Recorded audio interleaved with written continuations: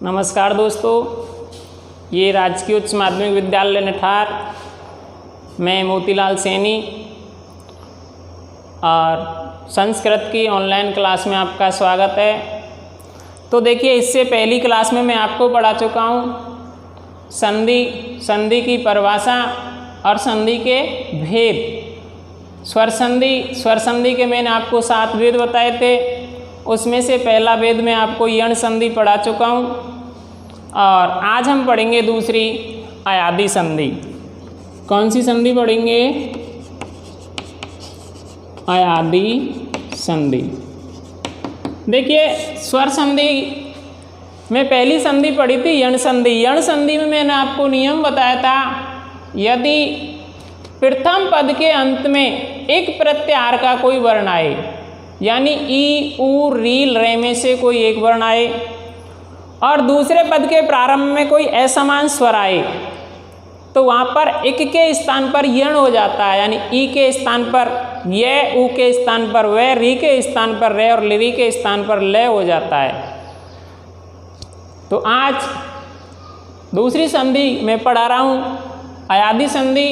जिस प्रकार आपने यण संधि में सूत्र पढ़ा था इको यणची, तो अयादी संधि का अपना जो सूत्र होता है वो होता है एचो ए वा या वे। देखिए, जिस प्रकार यण संधि में मैंने प्रत्याहार बताया था एक और यण, ऐसे ही अयादी संधि में एक एच प्रत्याहार होता है। एचो एवा या सूत्र में एक एच प्रत्याहार। और मैंने बताया था, अगर प्रत्याहार याद नहीं है तो वर्ण याद रखने, यानी एच प्रत्याहार में अपने 4 वर्ण आते हैं। एक ए, ओ, आई और औ। देखिए, वैसे क्रम तो ए के बाद में आई आता है, लेकिन प्रत्याहार के हिसाब से हम पढ़ते हैं तो ए और ए के बाद में ओ।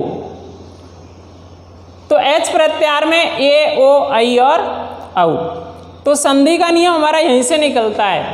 तो मैंने बताया था, प्रथम पद के अंत में, यदि प्रथम पद के अंत में ए, ओ, आई और औ में से कोई एक वर्ण आए और दूसरे पद के प्रारंभ में कोई स्वर वर्ण आए। देखिए, मैंने बताया था कि आपको कोई सी भी संधि हो, प्रथम पद के अंत में और द्वितीय पद के प्रारंभ में, ये ज़्यादातर देखना है। तो प्रथम पद के अंत में तो इनमें से कोई एक वर्ण आना चाहिए और द्वितीय पद के प्रारंभ में कोई स्वर वर्ण, तो इनके स्थान पर, एक के स्थान पर हो जाता है ये हमारा ए और ये। तो देखिए, छोटा आ और ये में अगर मैं हलंत लगा लेता हूँ तो निकलता है आपका ए। उस ए को हम यहाँ पर लिखेंगे। अब देखिए, यह है वा और वे में मैं हलंत लगा लेता हूँ तो यहाँ से निकलता है आपका बड़ा आ। फिर ये आपका या और या में फिर मैं हलंत लगा लेता हूँ तो फिर आ निकलता है और ऑलरेडी वे में लगा हुआ है हलंत, यानी कि ए के स्थान पर ए हो जाता है, ओ के स्थान पर अब हो जाता है, आई के स्थान पर आ और औ के स्थान पर आब हो जाता है। नियम याद रखना, यदि प्रथम पद के अंत में ए, ओ, आई, औ में से कोई एक वर्ण आए और दूसरे पद के प्रारंभ में कोई समान स्वर आए, कोई स्वर वर्ण आए, असमान या समान, तो ए के स्थान पर ए, ओ के पर अब, आई के पर आ और औ के पर आब हो जाता है। जैसे आप उदाहरण की सहायता से समझेंगे। पहला उदाहरण मैं आपके लिए दे रहा हूं, ने प्लस के अनम। अब देखिए, पहला पद आप अपना ने और दूसरा पद अनम। ने में मैंने बताया था प्रथम पद के अंत में क्या है, ने अलग करते हैं तो प्रथम पद के अंत में काय की मात्रा है, ए की, यानी ए, और इधर भी ए क्या है, स्वर, और ये न। नियम है, यदि प्रथम पद के अंत में इन चारों में से हमारा क्या है, ए, और इधर क्या है, स्वर, तो ए के स्थान पर हम कर देते हैं ए। तो ए के स्थान पर हमने कर दिया ए। अब हमने ए के स्थान पर ए कर दिया, हमको ये संधि विच्छेद है, समस्त पद बनाना है, तो नैनल और मात्रा लगा देंगे ए की, पूरा हो गया। ये यतीस हमारी कैसी है, आदि यानी हलंत। इस ये में इस ए को मिला लिया और ऐसे की ऐसे लिख दिया और शब्द हमारा बना नयनम। ऐसे ही दूसरा उदाहरण है भो प्लस के अति। भो हमारा प्रथम पद और अति द्वितीय पद। भय में हलंत लगाएंगे तो ओ और इधर ए और ती। जैसे हमने ए का ए किया तो ये आपको ध्यान लेना है, नियम याद रखना है कि ओ के स्थान पर क्या आता है, तो ओ के स्थान पर हमारा आता है अब। तो ओ के स्थान पर हम क्या कर देंगे, अब शब्द को जोड़ेंगे तो भय और भय में ए, वेवन वाला में ये ए और शब्द बन जाएगा अपना भवती। ऐसे ही तीसरा उदाहरण, तीसरा उदाहरण मैं ले रहा हूं पे प्लस के अल। पे का इसमें पे में हलंत लगाएंगे तो आई, इधर ए, इधर ले।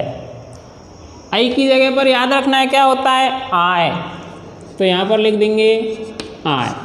जोड़ेंगे तो पे में मात्रा आकी, इधर ये में ए और शब्द बन जाएगा पायल। ऐसे ही चौथा उदाहरण,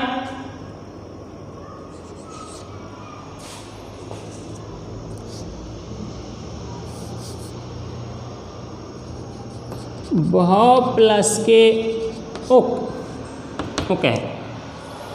भौ बेवट्टी में क्या है, औ यानी औ, और औ की जगह पर हो जाता है आपका क्या, नियम अगर याद है तो क्या हो जाता है आप, और औ की जगह पर कर देंगे आप। जोड़ेंगे तो बे में आ की मात्रा, बेवन वाला में छोटा ऊ और ए के, शब्द बन जाएगा अपना भावुक। दोबारा से अयादि संधि का जो सूत्र होता है एचो एवायाब है। प्रत्येक संधि का आपको सूत्र रखना है। सूत्र याद होगा तो आपको उदाहरण, चाहे समस्त पद हो, चाहे समस्त पद का विच्छेद करना हो, चाहे विच्छेद का समस्त पद बनाना हो। सोच रहे होंगे सर ये आप विच्छेद का समस्त पद बता रहे हो, तो देखिए विच्छेद का, लेकिन समस्त पद का विग्रह कैसे करेंगे, अगर दिमाग में ऐसा विचार आ रहा हो तो देखिए, मान के चलो समस्त पद है अपना धावक है और इसका करना है हमको विच्छेद। अगर आपको संधि का नियम याद है तो तुरंत ही, अगर आपको पता नहीं पड़ रहा है साहब कौन सा नियम लागू हो सकता है, तो आपको क्या प्रत्येक वर्ण को अलग कर लेना है। दे धनुष पर हलंत लगाएंगे तो क्या है, बड़ा आ। बेवन वाला पे हलंत लगाएंगे तो क्या है, ए, और इधर क्या है, के। अब संधि हमको देखनी है कि हमको ये शब्द दिख रहा है और ये शब्द है आप। आपको याद होना चाहिए आप कौन सी संधि में आता है, अयादि संधि में। तो ये भी ध्यान रखना चाहिए, आव आवे काई की जगह पे, तो आव जो हमारा आता है वो औ की जगह पर आता है, तो यहीं पर हम प्लस लगा लेंगे और आव किसकी जगह पर, औ। अब देखिए धय धन और धय धन उसमें मात्रा लगाएंगे औ की, प्लस के आके, ध प्लस के आके। इस प्रकार आप समस्त पद का संधि विच्छेद कर सकते हैं। धन्यवाद, आज के लिए इतना ही।